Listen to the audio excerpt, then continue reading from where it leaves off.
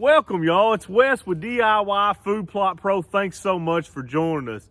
We have been talking a lot about TSI, hinge cutting, girdling, hack and squirt, clear cutting to get sunlight on the ground, to get more cover and more food in our woods. But before we mix the first load of chemicals, and before we put any gas in the chainsaw, there is a lot of work to do out in our woods before any of that ever happens. This is extremely important.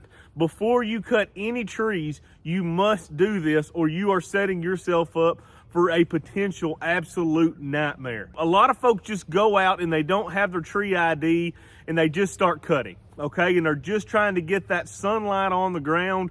They think, okay, I'm doing pretty good. Getting a lot of sunlight on the ground, this is gonna get a lot of new growth, a lot of cover, and they don't stop to take inventory of what is in these woods before they just start cutting everything down. There are certain species in these woods right here that have the potential to be an absolute nightmare for you if you were to come in here and fell a lot of these trees or treat a lot of these trees, any which way put more sunlight on the forest floor. I'm talking about invasive species. There are a big plenty of them, and they are lurking underneath the canopy most of the time, and they're getting ready to take off. They're waiting for that chance. They're waiting for one of those trees to fall to get that sunlight. They're waiting for us to come in there and have a logging or a clear cut or a TSI, and then all of a sudden they're gonna explode. What am I talking about? There's several different species that are invasive species in our woods. Most of these come from the east. They're brought in as ornamentals to go around our houses because people thought they were pretty. In some of these cases, the USDA actually people to plant these trees for wildlife because they thought they were such a benefit. 10, 15, 20 years later, they realize what a nightmare they are and they're taking over the native species. And now all of a sudden they're all over the place. Some of the species that I'm talking about that I fight down here in western Kentucky, the main one is tree of heaven. All these trees that are laying here, I came in here last summer, back in June or July, I believe, and I clear cut a bunch of these tree of heavens out of here. They were really getting started on this field edge. They look very similar to a walnut, but they have a distinct smell. A branch breaks extremely easy and it has a distinct smell, very easy. And once you smell it one time, then that's a dead giveaway. That's a tree of heaven. It's relatively simple to identify once you have smelled that one thing. That's such a clear, easy, dead giveaway that that's a tree of heaven. They start on the outside of the property, on the outside of roads a lot of times, and then they'll work their way back into the timber. Now, most of these I cut down. I felled all the trees, and then I was treating the stumps. Well, there's a couple great big tree of heavens that were probably started this whole deal back in here. And I actually hack and squirted those, and I was amazed watching them over the summer how fast that tree defoliated. It was amazing. I'm very excited to see that this spring, to see what happens with that. I did not girdle it.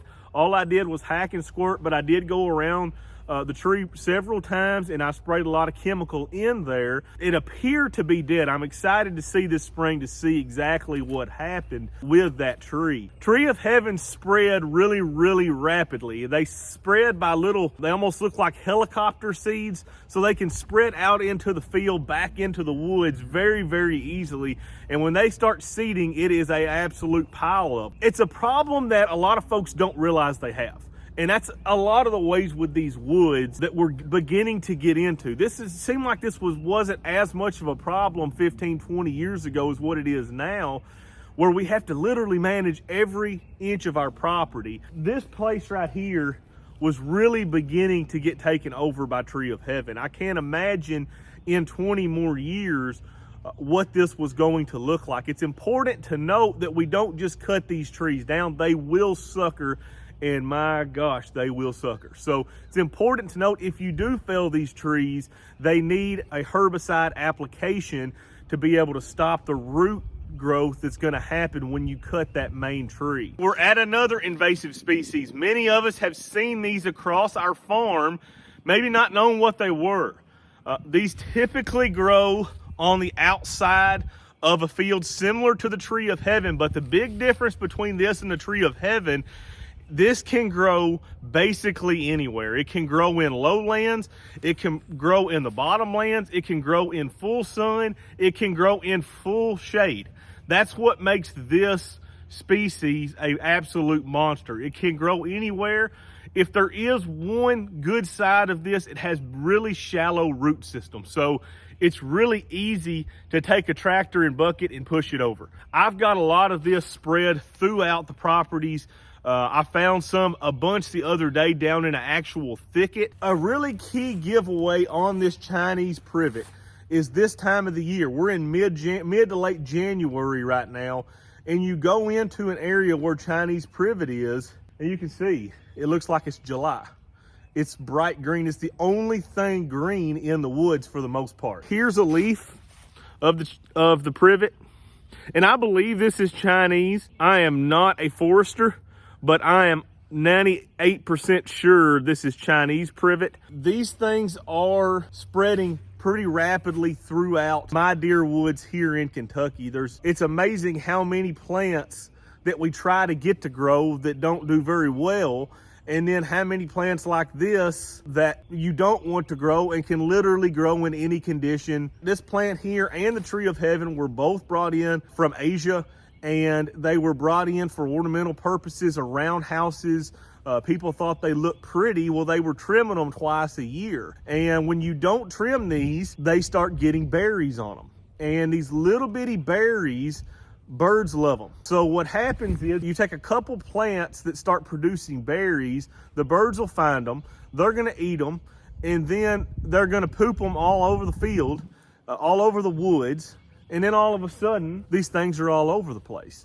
So that's how these right here spread, and they spread rapidly. You see these a lot on the side of the road around here. It's very, very common plant. A lot of people don't even pay them attention. There's just so many of them. But this time of the year here in late January, this is a good way to recognize what these are. Is they're bright green, and most everything else in the woods has died for the year, and these are still holding all of their foliage. There are many invasive species growing in our woods. These are the two real big ones that we fight around here, is Chinese privet and tree of heaven. There is also a little bit of Russian and autumn olive. Those are, once again, invasive species. Just to our south, we have a lot of kudzu. That is an invasive species. It can be an absolute disaster for our forest lands as well. Wherever you're at, I would recommend looking up your state guide and looking up the invasive species, learning how to identify them, because in this area right here, this is not set up for a TSI. I have no interest in doing a TSI right here, but if I was, can you imagine what kind of a disaster this would be right here, to go in and cut all these oaks and all these hickories down and maybe clear cut those tree of heavens and not know what they were? Within a year's time, tree of heaven and Chinese privet are going to absolutely take this site completely over, and it's going to be an absolute disaster. So that is why it is very, very important to know what's in your woods before you go out there with a chainsaw and start doing a bunch of TSI work. You want to be able to identify those trees in that area so that we are confident we are not about to start a bigger problem than what we already have. It might be this area is best for TSI, but when we start looking at things like this, we might say, whew, maybe we need to treat this area for a couple years, try to get a handle on these invasive species, and then come in here and try to do our TSI work. Or it may be, over yonder, we don't have this problem over here.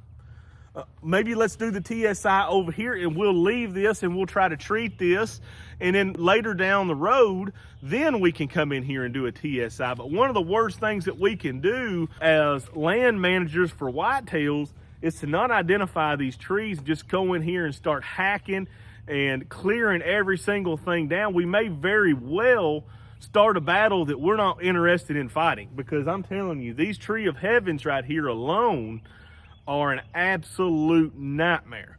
And I'm sure these Chinese privet are as well. They are very, very, very difficult to eradicate. They're not difficult to kill, but they're very, very difficult to eradicate them across your landscape. So that's just some food for thought. Before we start doing any TSI, let's pay close attention to what's in our woods. Let's do our due diligence before we fire up the chainsaw. It's always exciting. We're about to do big changes. When we do big changes, we forget the small things that come before the big change. And this is one of the small steps that is very, very, very crucial in doing any TSI work whatsoever, is identifying these plants and either dealing with them or changing the area that we're going to do a TSI in if you have a heavy infestation of these invasive species. I think it is important to mention that deer will graze on Chinese privet. I hope y'all can see that. It's really easy for me to see. You see all those have been chewed down. That's what the plant looks like right there from inside. All that is Chinese privet. If you need extra help with your food plots, I've got a website set up, www.diyfoodplotpro.com. I have a monthly and a yearly subscription where you can join the program, and then you can text or email me your questions. I'll personally respond to you, try to help you to the best of my ability. It is a really handy tool to have in your toolbox. So if you're interested in that, go to www.diyfoodplotpro.com. So thank you guys so much for watching. I really appreciate it. Smash that like and subscribe button.